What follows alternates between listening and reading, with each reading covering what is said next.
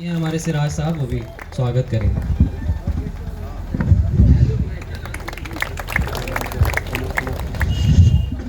सभी को अस्सलाम वालेकुम, नमस्ते। आज प्रशांत जी हमारे बीच में आए हैं एक बहुत बड़ा मुद्दा लेकर के। ये मुद्दा हमारे बीच में यही है कि हमारे के यहाँ कोई भी सुविधाएं नहीं मिलती हैं। आज हम लोग इकट्ठा हुए हैं ये कहने के लिए कि आप लोग जातिवाद में ना जा करके, धर्म में ना जा करके, एटलीस्ट अपने दिल की सुने, मन की सुने और मन का करें। जब मन का करेंगे ना तो हमेशा अच्छा होता है, कभी गलत नहीं होता। शुक्रिया। सन 47 वाला इसी तरह लोग पैदल चल के देश को आजाद करके चले गए। जैसे सबसे पहला तस्वीर है गांधी जी का टोपी पर, तो एक वो नेता थे सन 47 वाले, एक आज के नेता है AK 47 वाले। फैसला आप लोगों को करना है कि सन 47 वाला चाहिए कि AK 47 वाला चाहिए, आपके बीच पैदल चलने वाला चाहिए कि जहाज से आने वाला चाहिए। ये फैसला आपको करना है। दूसरी बात की व्यवस्था पर बोल रहे हैं ये सभी लोग, हमको व्यवस्था के बारे में क्या बोलना है। एक शेर बोलेंगे कि जिस देश की जनता को इंसाफ न मिलता हो उस दारुल हुकूमत की बुनियाद हिला दो। जिस देश की जनता को इंसाफ न मिलता हो उस दारुल हुकूमत की बुनियाद हिला दो। इस दौर में जीना हो तो कोहराम मचा दो, इस दौर में जीना हो तो कोहराम मचा दो। तीसरी शेर मैं साहब की सम्मान में एक शेर पेश कर रहा हूं कि ख्यालों के हंसी गुलशन खिलाना इनको आता है। हमने सुना है कि नीतीश कुमार जी के कंधे पर हाथ रख दिए तो नीतीश कुमार जी मुख्यमंत्री हो गए, और मोदी जी से मिले तो मोदी जी प्रधानमंत्री हो गए। वह आदमी कितना स्वाभाविक व्यक्ति है और हम लोग कितना स्वाभाविक व्यक्ति है जो आज पैदल चल के हम लोगों से मिलने आए हैं। इनके सम्मान में एक शेर बोलना चाहते हैं कि ख्यालों के हंसी गुलशन खिलाना इनको आता है। ख्यालों के हंसी गुलशन खिलाना इनको आता है। सितारे तोड़ के धरती पे लाना इनको आता है। अरे तुम अपने हाथों के पत्थर इन्हीं के सर पे दे मारो, उसे भी जोड़ कर एक घर बनाना इनको आता है। उसे भी जोड़ कर एक घर बनाना इनको आता है। वक्ता बहुत लोग हैं, हम किसी का नमस्कार, आदाब। सबसे पहले तो आपके गांव के इस प्रांगण में आपने मुझे अवसर दिया है कि मैं अपनी बात रख सकूं, आपसे मिलूं, आपसे परिचय करूं। इसके लिए आपका तहे दिल से शुक्रिया अदा करते हैं, आपका धन्यवाद करते हैं। देखिए, हमारा नाम है प्रशांत किशोर, हम नेता ना हैं, हम मंत्री विधायक नहीं हैं, मुखिया सरपंच भी नहीं हैं। हमने दल नहीं बनाया है और आपसे वोट मांगने भी नहीं आए। हम तो खाली पैदल चल रहे, 10, 20, 50 आदमी के संगे पैदल चलतानी। संकल्प ले ले बानी कि पूरा बिहार में गांव, शहर, कस्बा, देहात पैदले चल के जाई। सुबह से चले शुरू करीला, आ जहाँ सांझ भइल ओजा रुकल जाई, आ फिर काल से ओजा चलल जाई। अभी 135 दिन से हम चल रहल बानी, 1500 किलोमीटर हो गई। अब पूरा बिहार करे में 5000 किलोमीटर से ज़्यादा चले पड़ी, 1-1.5 बरिस लागी। तो वही दिमाग में बात आई कि ये भाई पैदल काहे चलत रहा। हमारा पैदल चले से राउर गरीबी तो ना दूर होई, राउर नली गली ना बनी, लइकन के पढ़े के व्यवस्था ना होई, कोई के रोजगार ना मिली, भ्रष्टाचार कम ना होई। रउआ दिमाग में ये बात आई कि भाई इनका कौन दिमाग में घुसल बा कि पैदल चलता। हमारा पैदल चले से रउआ कोनो फायदा बा ना, हम अपना खातिर वोट मांगत नहीं की। पैदल क्यों चल रहे हैं? पैदल इसलिए चल रहे हैं कि जिस राज्य में, जिस समाज में हम लोग रहते हैं, आज से 40-50 बरस पहले भी बिहार देश का सबसे गरीब और पिछड़ा राज्य था। और आज जब लड़का जे रहे वो जवान हो गई, जवान आदमी बूढ़ हो गई, आज भी देश का सबसे गरीब, सबसे पिछड़ा, सबसे ज़्यादा अशिक्षित, भूखमरी और बेरोजगारी वाला राज्य बिहार ही है। सुधरते नहीं थे। हम रउआ कितना दिन पहले कांग्रेस के वोट देनी जा, आदमी कांग्रेस के हटाइल तो हटा के कहलस कि लालू जी गरीब के लइका बाड़न इनका के दो। 15 बरिस लालू जी के भी राज रहल। फिर लालू जी के हटा के जनता नीतीश जी के पढ़ल लिखल मुख्यमंत्री बनैले बा। दिल्ली में हमनी के मोदी जी के भी बैठा के देख लेनी जा, लेकिन बिहार के दशा, बिहार के लइकन के दुर्दशा सुधरत नहीं के। जैसे पुरान रोग होला ओकर पकड़ में ही नहीं के आवत कि भाई इतना तकलीफ बा काहे जा। हमनी के खिस्सा कहानी में सुनत रही जा कि जे पुराना जमाना में राजा लोग रहत रहे, वो रात में भेष बदल के निकलत रहे देखे खातिर कि प्रजा के का दिक्कत बा। अब आज जेकरा के हम और वह राजा बनावत तनी जा बटन दबा के, रात के बाद तो छोड़ दी, दिनों में कोई सूद लेवे नहीं खे आवत कि रवा कौना दुर्दशा में जियता। तो हम चलल बानी देखे समझे कि आखिर आदमी कौना तकलीफ में जियता। जिस समाज को, जिस राज्य को सुधारना चाहते हैं, कम से कम एक बार आकर देखें तो सही कि आप कितने तकलीफ में जी रहे हैं। कि राउर लइका जौन स्कूल में पढ़े जाता सन, ओइजा टीचर बाड़न कि ना, ओइजा पढ़ाई होता कि ना। जब रउआ बीमार पड़तानी तो कौना अस्पताल में जातानी, ओइजा डॉक्टर बा कि ना, दवाई होता कि ना। जिस खेत में आप काम करते हैं वहां पानी पहुंचता है कि नहीं। जिन नालियों गलियों में आप रहते हैं, आपके दरवाजे पर, उसकी दुर्दशा क्या है, ये अपना आंख से देखने आए हैं। जब देखो तबे नहीं कर रास्ता कुछ निकालल जाई। तो पदयात्रा का पहला उद्देश्य है कि बिहार के हर पंचायत का, गाँवे गाँव जो घूमत आनी, हमारा संगे 600, 500, 600 आदमी देश विदेश के सब के इकट्ठा कैले बानी। जे हमारा संगे चलत आऊ ना, देश विदेश के जितना आदमी होशियार बाड़न सब के जुटैले बानी। जौन अपना आंख से देखत तानी, रउआ बतावत तानी, कान से सुनत तानी, ये सब बात के संकलन करके हर पंचायत के विकास के योजना बनवा रहल बानी। बिहार का नहीं, बिहार के हर पंचायत का अलग अलग। जब पदयात्रा खत्म हुई तो आपको योजना बनाकर जारी करेंगे। आप देख पाइएगा कि आपके पंचायत के विकास के लिए जन सुराज का योजना क्या है। ओमे खाली ही ना बतावल जाई, वो योजना में खाली ही ना कहब कि रउआ गांव में गइल रही वजह नाली गली नहीं खे बनावल जाई। वो तो आपका समस्या है, वो तो समाधान उसका होना चाहिए। लेकिन नाली गली बनने से आपका गरीबी दूर नहीं होगा। कि हमारे गांव में गइल रही, आदमी कहलस कि भैया 5 किलो के जगह 4 किलो अनाज मिलता। अनाज मिलने से आपकी गरीबी दूर नहीं होगी। ऐसे वो योजना में 3 गो बात बताई। पहला बात कि आपके पंचायत में आपके बच्चों के पढ़ने के लिए बढ़िया व्यवस्था कैसे बनाया जाएगा।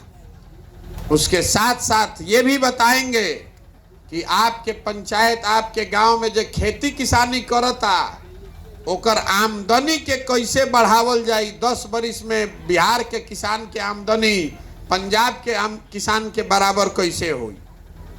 इसके साथ साथ एक और बात बताएंगे, जो बिहार के सबसे ज्यादा परेशानी बा, बेरोजगारी का। हर पंचायत का योजना बनवा रहे हैं कि अब 500 से 1000 नया आदमी के रोजगार के अवसर हर पंचायत में कैसे बनाया जाएगा, इसका योजना बनवा रहे हैं।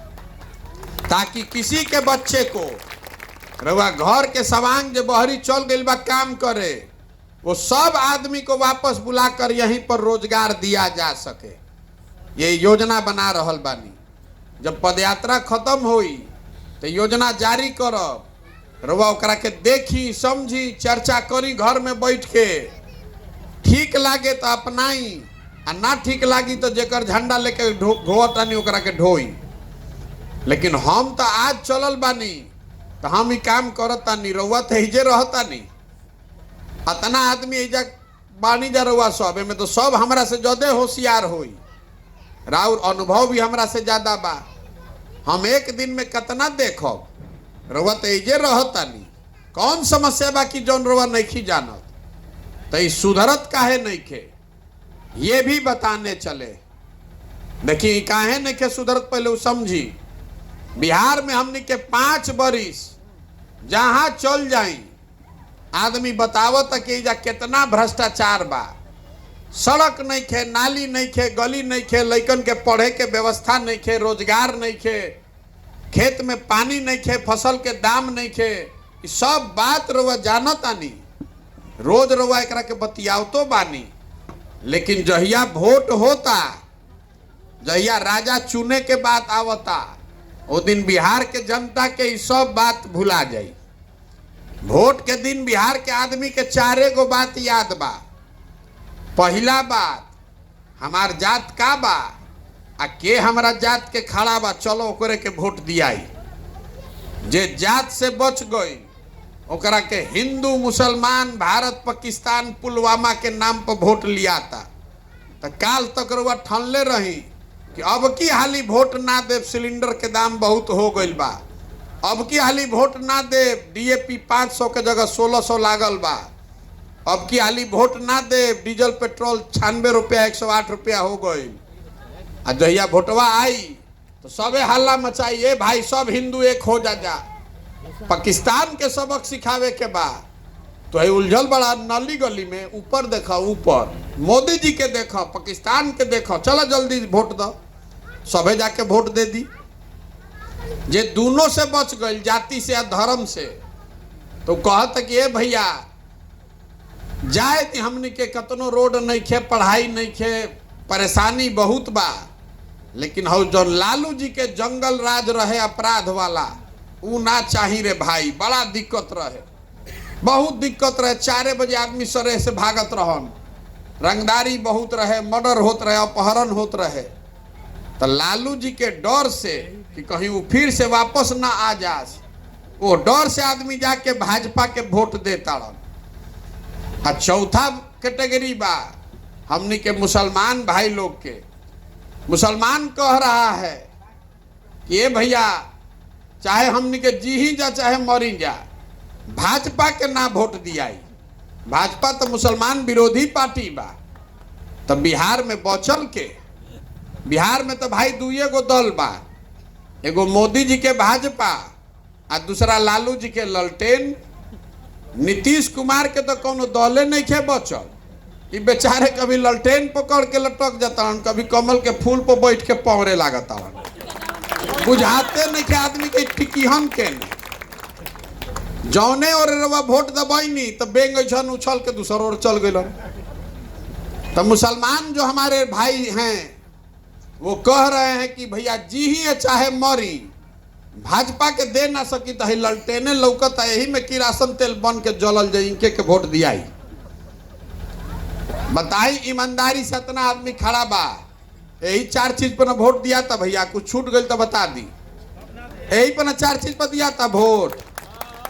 तो जब रउआ जानता नहीं, हम जानता नहीं, तो नेतो जान गई बड़ा सन, नेतो जान गई बड़ा सन कि बिहार के जनता कतनो बतिया ले, हंस के गा के गरिया के वोटवा तो यही 4 चीज पर दिहन जा, जइहन जा कहाँ। इसीलिए बिहार का ये दुर्दशा है। नेता को ये नहीं चिंता है कि रोड बनल कि ना, कि राउर लइका पढ़ता कि ना। नेता खाली रोज बैठ के जोड़ता कि हमार जात के कितना आदमी उजा बाड़न। नेता जोड़ता कि उजा हिंदू मुसलमान दंगा कैसे हो जाओ कि वोट मिल जाओ। नेता जोड़ता कि रात ए भाई ना देव हमारा के तो लालू वाला राज आ जाए। आधा आदमी लालू जी के डर से भाजपा के और आधा आदमी भाजपा के डर से लालू जी के। तो जब रउआ वोट देते नहीं अपन समस्या पर, तो सुधरी कैसे, यह बतावे चलल बानी। वोट नहीं मांगल, हाथ जोड़ता नहीं जाके घरे घरे, अरे भाई अगर रउआ आपन और आपन लइका के चिंता ना करो तो कोई दल कोई नेता राउर चिंता करी भाई? काहे करी, काहे करी राउर लइका के चिंता भाई? देखी लालू जी के लइका बा 10वां नइखे पास कैले, लालू जी के आपन लइका के न चिंता बाकी 10वां नइखे पास कैले वो मुख्यमंत्री बनो। एमे कोनो दिक्कतों नहीं है। लोकतंत्र बा, जेकरे के जनता वोट दी वह बन जाई मुख्यमंत्री। दिक्कत इससे नहीं है कि लालू जी का लड़का 10वां नहीं पास किया है वो मुख्यमंत्री बनना चाहता है। दिक्कत इस बात से है कि आपका लड़का बीए कर लिया, एमए कर लिया और उसको चपरासी का भी नौकरी नहीं मिल रहा है और आपको उसका असर नहीं है। रवा तो जात के झंडा उठैले बानी, धर्म के झंडा उठैले बानी, तो ई सुधरी कैसे? यही से जातनी हाथ जोड़तनी आदमी के। आदमी हमरा कहते कि नेताजी हमरा के ठग लेलन, अभी जेकरे के देव तो कही के भैया चुनाव से बढ़िया पहले बढ़िया बढ़िया बोल के गोड़ पर गिर के लोग वोट ले लेता, ठग लेता। कोई आपको नहीं ठग रहा है, कोई रवा के ठगत नहीं खे। अगर ठगता तो एक बार ठग लेता, 2 बार ठग लेता। अगर 50 बरिस से रवा ठगाता नहीं तो एक मतलब बा कि कुछ ना कुछ गलती रवा हमरा में भी बा। अब प्रशांत किशोर आयल बारन, प्रशांत किशोर ठग लिहन सबके, रवा तो पहले ही से ठगाए खातिर तैयार बैठल बा। आप खुद ठगे जाने के लिए तैयार बैठे। आवर भैया ठग लो, जात पर ठग लो, धर्म पर ठग लो, पैसा के नाम पर ठग लो। इसीलिए नहीं सुधर रहा है बिहार। यही बताने के लिए गांव गांव जा रहे हैं, लोगों को समझा रहे हैं, हाथ जोड़ रहे हैं कि भाई अपना नहीं तो कम से कम अपने बच्चों का चेहरा देखिए। अगर नहीं सुधरिएगा तो लिख के रखी हमारी बात, जिस गरीबी बदहाली में आपका जिंदगी बीता है, आने वाले बच्चों की, आने वाले पीढ़ी का जिंदगी भी उसी में गरीबी में बीतेगा, नहीं सुधर सकता है। हमारा क्या आदमी कहता कि प्रशांत किशोर बड़ा होशियार रवा बानी भैया, आगे चली सुधारी। हम रवा कहता नहीं कि एगो प्रशांत किशोर आ जास कि 10 प्रशांत किशोरी नहीं के सुधरे वाला। जब रउआ सुधरे के तैयारे नहीं की तो प्रशांत किशोर सुधार दियन। हम चलत नहीं रोड पर पैदल, 100 गो लड़का आगे दौड़त सन तो 50 गो के तो शरीर पर शुद्ध कपड़ा नहीं है। आधा से ज्यादा बच्चों के पैर में चप्पल नहीं है। राउर लड़का जहाँ पढ़े जाता वो जब पढ़ाई नहीं के हो, पिलुआ वाला खिचड़ी बटाता और रउआ ओकर चिंते नहीं के। आप तो आराम से बैठे हुए हैं, 5 किलो अनाज पर वोट दे रहे हैं, नाली गली पर वोट दे रहे हैं, तो कैसे सुधरेगा? रउआ बताई हमरा के, रउआ के ठगता? इतना आदमी बैठल बाड़न, जेकरे से बतियाई कहते हैं भैया शिक्षा व्यवस्था सुधार दी तो बिहार सुधर जाई। तो जरा बताई तो अपना लइकन के नाम पर कि जिंदगी में कभी शिक्षा के लिए वोट दिए हैं हम और आप? कभी देले बनी जा वोट के हमनी के जो शिक्षा सुधारी ओकरा के वोट दियाई? वोट देता नहीं रवा जात पर, वोट देता नहीं धर्म पर, तो शिक्षा कैसे सुधरी? अगर आप बबूल का खेती कीजिएगा तो आम कहां से खाइएगा? कोई नेता नहीं ठग रहा है। आपने जात पर वोट दिया है तो देखिए हर जगह जाते के बात होता। आपने भारत पाकिस्तान हिंदू मुसलमान पर वोट दिया है तो टीवी खोलता नहीं तो हमें भारतीय पाकिस्तान सुनाई देता। जो बोअब तो उन्हें न काटब। यही बताने चले कि जगिए और अपना और अपने बच्चों का चिंता कीजिए, स्वार्थी बनिए, अपना स्वार्थ देखिए। पुलवामा पाकिस्तान देखे से राउर लड़का के पेट ना भरी, कोई चिंता नहीं करेगा आपके बच्चे का। आप नेता अपने बच्चे का चिंता कर रहा है, अपना चिंता कर रहा है। और रउआ लागल बानी जात धर्म के झंडा उठा के घूमता नहीं, ये नहीं सुधरेगा। ये बतावे खातिर घरे घरे जाता नहीं, आपन घर द्वार परिवार छोड़ के गांव गांव इसीलिए जा रहे हैं। तो आदमी कहता कि भैया ये तो बुझाता हमनी के विकल्प ना रहे, रउआ दल बनाई, हम लोग को विकल्प दीजिए, आपका मदद करेंगे। तो पहला बात, हमको आपका मदद नहीं चाहिए। आदमी कहता कि रउआ संगे बानी तन मन धन से, आप हमारे साथ क्या होइएगा? जो समाज, जो लोग अपने बच्चों के साथ नहीं खड़े हैं, आप हमारे साथ खड़ा होइएगा। राउर लड़का आधा पेट खा के सुता तो ओकर रउआ चिंता नहीं करो, प्रशांत किशोर के चिंता करो। ये बुर्बक मत बनाइए। आपसे हाथ जोड़कर कह रहे हैं कि अपने बच्चे के लिए पहले खड़ा होइए, अपने बच्चे के पढ़ाई के लिए खड़े होइए, अपने समांग के रोजगार के लिए खड़े होइए। इतना महिला रउआ बैठल बानी जा, कोई ऐसा घर नहीं होगा जिससे कोई लड़का जाकर बाहर मजदूरी नहीं कर रहा है। ऐजा से आदमी भेड़ बकरी के तरह बैठ के ट्रेन में बस में कोचा के जाता रन। जो लड़का वहां नौकरी कर रहा है वो छोटा छोटा कमरा में रहता है, 4 गो 5 गो, 12 घंटा 14 घंटा अपना हाड़ गला रहा है 12,000 15,000 रुपया खाती कि पेट काटब घरे 6,000 8,000 भेजब तो बाल बच्चा हमार खाई। और रउआ से पूछत तनी वोट काहे देनी हा? ए भैया गौवा वाला सब देते रहे तो हमू दे देनी। अरे आपका घर का जवान आदमी अपना जवानी बर्बाद कर रहा है और आप वोट ऐसे आंख बंद करके दे दिए हैं, और दे दिए हैं तो आप नहीं भोगिएगा तो कौन भोगेगा? ये समझाने आए हैं और नहीं समझिएगा तो कोई सुधरी भैया? ये आपको चिंता होना ना चाहिए। कौनो राज्य के दूसर जगह के आदमी आके जब मजदूरी करता तो रउआ घर के लइका बाहरी जाके काहे मजदूरी कर रहल बा? एकरा खातिर दोषी हमें या रउआ न बानी जा? 15,000 रुपया खाती 12,000 रुपया खाती आदमी अपन घर परिवार छोड़ के बाहर जाकर मजदूरी करता है। साल में कोई छठ में आवता तो 10 दिन वह मुंह देखे के मिलता, अरे वह वोट आंख बंद करके दे देता। नहीं तो दीजिएगा तो आप नहीं भोगिएगा तो हम भोगेंगे। हम कोई मीठा बात नहीं कहते हैं। समझ में आए तो जगिए और नहीं समझ में आए तो इसी गरीबी गुर्बत में जिंदा रहिए। कुछ नहीं सुधार होने वाला है। हमरो से वोट थोड़े ना मांगे आइल बानी कि कहब कि हम आइब तो अच्छा कह दे। हम कुछ अच्छा नहीं कर सकते हैं। आप में वो ताकत है। गांधी जी बाबा साहब अम्बेडकर आपको अधिकार देकर गए हैं। जिसका आप बटन दबाते हैं वही ना राजा बनता है। तो जैया बटन दबावे के होता वो दिन दिमाग रख देता नहीं ताखा पर तो 5 बरिस रुआ झेलता नहीं परेशानी। ये बतावे खातिर चलल बानी। तो आदमी कहते है भैया रउआ दल बनाई, तो हम दल काहे नहीं बनैले? बिहार में तो पहले ही से ठगे खातिर 50 गो दल बा। एगो हमू दल बना ले तो से का होई? बिहार में दल कैसे बनेला? जे बनैलस दल वे हो गई दल के नेता। आइयो कह दिलस कि हमारा बाद हो हमार बेटा। कुल जाना तू लोग बिहार के आदमी झंडा लेके ढोआ जा। वो दल नहीं है, वो विकल्प नहीं है, वो तो परिवार का शासन है आप पर। अगर विकल्प बनाना है तो गांधी जी ने जो रास्ता दिखाया उस पर चलना पड़ेगा। गांधी जी देश के आजाद कैसे करैलन? गांधी जी आगे आगे चले, पीछे से पूरा समाज खड़ा हुआ तब ना आजादी मिलल। गांधी जी अकेले आजादी दिवा देतन। तो अगर बिहार को गरीबी से, भ्रष्टाचार से, बेरोजगारी से निकाले के बाद तो सब के खड़ा होके के पड़ी। राउर लड़का के दिक्कत बा, राउर जिंदगी बदहाल बा तो रउआ ना खड़ा होके के पड़ी। रउआ खड़ा ना होकर दाल भात चोखा खा के सुतल रह नेता के सुधारी? पंजाब से कोई आके सुधारी बिहार के? अगर बिहार को सुधारना है तो बिहार के लोगों को खड़ा होना पड़ेगा। यही से चलता नहीं पैदल। पदयात्रा इसलिए कर रहे हैं कि गांव, शहर, देहात, कस्बा से हर वो आदमी जो अपने और अपने बच्चों के लिए नई व्यवस्था बनाना चाहता है उसका हाथ पकड़ के आगे ले चले।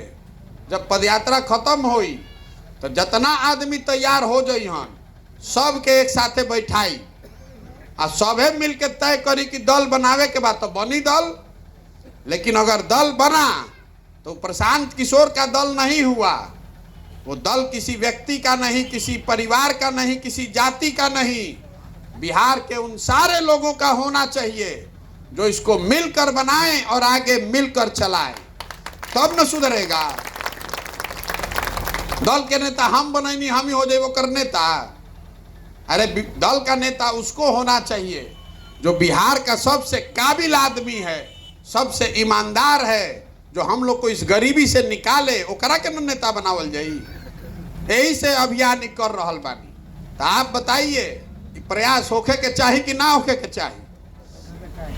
अब सुनल बुझा तक सुन हो गई बानी। प्रयास होखे के चाहिए कि ना होखे के चाहिए? तो होखे के चाहिए तो अभी एगो वोट करवाई, सबके बोले के बाद सवाल पूछब, अरे वह जवाब देवे के बाद हाथ उठा के, अभी ना सवाल पूछे दो भैया। सवाल पूछेंगे, आपको जवाब देना है हाथ उठाकर। जिसको हाँ बोलना है वो हाँ बोलेगा, जिसको ना बोलना है वो ना बोलेगा। ही कैमरा लागल बा 3 गो, एमे रिकॉर्ड होके के चाहिए। ना तो दाल भात खा के सुतल हुई आदमी कहीं कहन कि हमारा गांव में तो आइले ना रहन, कब पूछला हूँ, कब बोल रहा हूँ। हमें रिकॉर्ड करावो तनी गाँवे गाँव कि रउआ का कहले बानी। काल होके बाद से फिर अब तो राउर गर्दन हम पकड़ब, हम फिर अब तो हमार गर्दन राउर पकड़ ले। सवाल पूछो तनी और हाथ सबके उठे के चाहिए, साल में से हाथ निकाल नहीं, ठंडा इतना नहीं खे। पिछले 30-40 सालों में बिहार की जनता ने, आपने, हमने जिसको भी वोट दिया है, किसी ने आपकी और आपके बच्चों की चिंता नहीं की। अब समय आ गया है कि बिहार की जनता मिलकर गांधी जी ने जो रास्ता दिखाया उस पर चलकर अपना विकल्प बनाए, जनता का विकल्प बनाए। आप बताइए कि जनता को हम सबको मिलकर अपना विकल्प बनाना चाहिए कि नहीं बनाना चाहिए? सबके हाथ उठे के चाहिए, जोर से बोलिए, बनाना चाहिए कि नहीं बनाना चाहिए? बनाना चाहिए ना भाई। तो आदमी कहता हन अच्छा भैया ये सब तो हो जाई, लेकिन चुनाव कैसे जीतल जाई?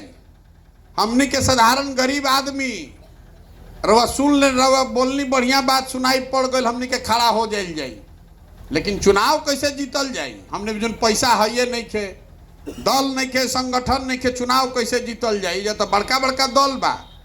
तो आपको बता रहे हैं कि चुनाव कैसे जीता जाएगा। लोकतंत्र में जनता से बढ़कर कोई नहीं है, जन बल के आगे कोई बल नहीं है।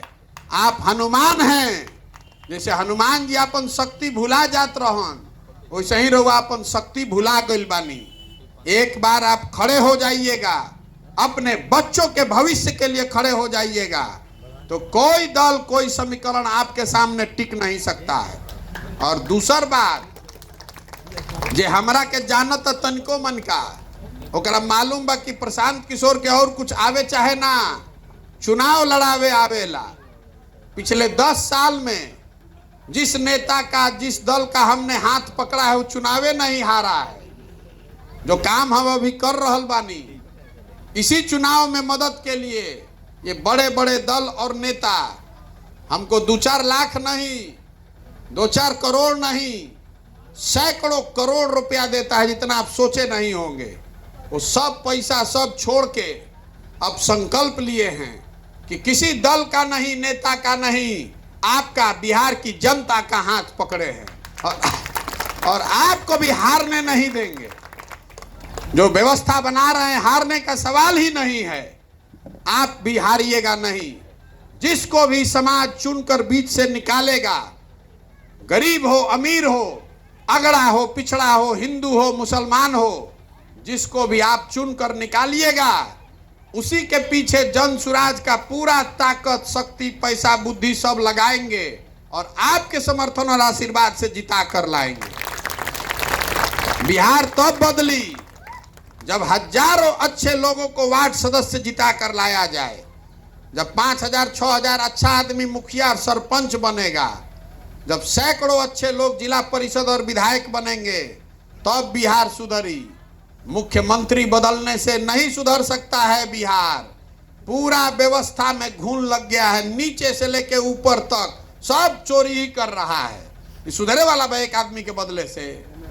जौना शिक्षा व्यवस्था खातिर हुआ परेशान बानी, लइकन के पढ़ाई नहीं के हो, उस शिक्षा पर हर साल बिहार में 40,000 करोड़ रुपया खर्चा कइल जाता। अंदाजा लगाइए, 40,000 करोड़ रुपया लइकन के पढ़ावे के नाम पर खर्चा होता और सब पैसा का बंदरबाट हो रहा है ऊपर से नीचे तक। 40 गो लइका भी नहीं खसन पढ़ ठीक से। तो अगर ये व्यवस्था सुधारनी है तो आपको संकल्प लेकर आगे चलना पड़ेगा। तो हम रउआ से वोट मांगत नहीं की, चंदा हम ली ही ना, हम कोई के चाय भी ना पी, अपना चाय, खिचड़ी, टेंट, तंबू संगे लेके चलीला। और देखी नजर घुमा के हम अपन कहीं फोटो भी नहीं खी लगैले। आपसे मांगने आए हैं आपका आशीर्वाद। ये कठिन काम है, पिछला 40-50 साल में किसी का हिम्मत नहीं पड़ा है बिहार में काम करने का। 40,000 गांव में जाकर लोगों को जगाना ये आसान नहीं है। 1-1.5-2 बरिस लागी और करने के लिए जरूरी है ऊपर वाले की कृपा और आपका आशीर्वाद। तो अगर रउआ बुझाता कि जो काम हम कर रहे हैं ये ठीक काम है, बिहार के समाज के लिए, बिहार के बच्चों के लिए है, तो एक बार हाथ उठा के आशीर्वाद दी। बान आशीर्वाद राउर होखे ना प्रयास, हो ना प्रयास भाई। एक अंतिम बात कह के छुट्टी करब। हमनी के लड़का जाता सन बाहर बिहार से, कोई पढ़े जाता, कोई मजदूरी करे जाता, तो बिहार से बाहर उसको बिहारी कह के गाली देता है। बिहारी होने के नाम पर हर दिन बिहार के लोगों को पूरे भारत में जलील किया जाता है। आदमी कहता है बिहारी मतलब अनपढ़, बिहारी मतलब बेवकूफ। ये बिहार के लोग, हम लोग बेवकूफ नहीं हैं। यहाँ के नेताओं ने, व्यवस्था ने हम लोग को बेवकूफ बना दिया है। ये तो ज्ञान का भूमि रहा है। देवताओं को भी बिहार में आकर ज्ञान मिला है। 1500 साल तक इस देश में बिहार से देश का राजनीति चलता था। एक बार आप जग जाइएगा, संकल्प ले लीजिएगा कि जाति पर नहीं, धर्म पर नहीं, 5 किलो अनाज नाली गली पर नहीं, वोट उसको देंगे जो हम लोग के बच्चों के पढ़ने की अच्छी व्यवस्था बनाए। वोट उसको देंगे जो हम लोग के घर के लड़कों को रोजगार दे, जो यहाँ खेती किसानी को लाभदायक बनाए। ओकरा के ना वोट दिया ही। एक बार आप संकल्प ले लीजिएगा तो आप वो व्यवस्था बना सकते हैं। तो वह देखो कि जो लड़के बाहर फैक्ट्रियों में मजदूरी कर रहे हैं, वही लड़के आकर बिहार में फैक्ट्री लगाएंगे भी और चलाएंगे भी। इस मिट्टी में इतनी ताकत है। हमरा से आदमी कहता कि भाई इतना बढ़िया बढ़िया बतियावत तड़न, अपना खातिर का चाहतड़न। बहुत आदमी कहता कि बुझाता बिहार के मुख्यमंत्री बने चाहतड़न। तारवा हमरा के नहीं जानत। हम इतना छोटा सपना लेकर नहीं पैदा हुए हैं। हमारे दादा मजदूर थे, बैलगाड़ी चलाते थे, मजदूरी बनिहारी करके हमारे बाबूजी के पढ़ैलन तो हमारे बाबूजी डॉक्टर हो गइलन। ऐजे सरकारी स्कूल से पढ़ के निकलल बानी जा। इतना छोटा सपना लेकर नहीं आए हैं। सरकार में जाए कर रही तो आजे फोन करब, काले सरकार में चल आई। नीतीश कुमार बेचारे उनकर नाव पहले ही डगमगाता। सरकार में जाने का ये अभियान नहीं है। ये सपना लेकर आए हैं कि अपने जीवन काल में देश के सबसे गरीब और पिछड़े राज्य बिहार को देश के अग्रणी और समृद्ध राज्य के तौर पर देखें। ये सपना लेकर आए हैं कि मरने से पहले ऐसा भी दिन देखें कि जब गुजरात, पंजाब, महाराष्ट्र से लोग आकर बिहार में रोजगार करेंगे, तब मानेंगे कि बिहार में विकास हुआ। होना चाहिए कि नहीं होना चाहिए? तो संकल्प लीजिए। आपके बच्चे, बिहार के बच्चे पूरा देश में घूमकर मजदूरी करने के लिए नहीं पैदा हुए हैं। 26 MP का राज्य है गुजरात। गुजरात का आदमी बन गया फैक्ट्री का मालिक। और 40 MP का राज्य है बिहार। हमनी के लड़का जाके गुजरात में हो गए मजदूर, और हमनी के आंखें नहीं खुलत। तो ये बदले के चाहिए कि ना बदले के चाहिए? बदलना चाहिए ना। तो एक बार एक नारा लगाकर खत्म करेंगे। इस मिट्टी के सम्मान में बिहार का गौरव करना सीखिए। मैं बोलूंगा जय बिहार, आपको बोलना है जय जय बिहार। जय बिहार, जय बिहार, जय बिहार। तो बहुत बहुत धन्यवाद।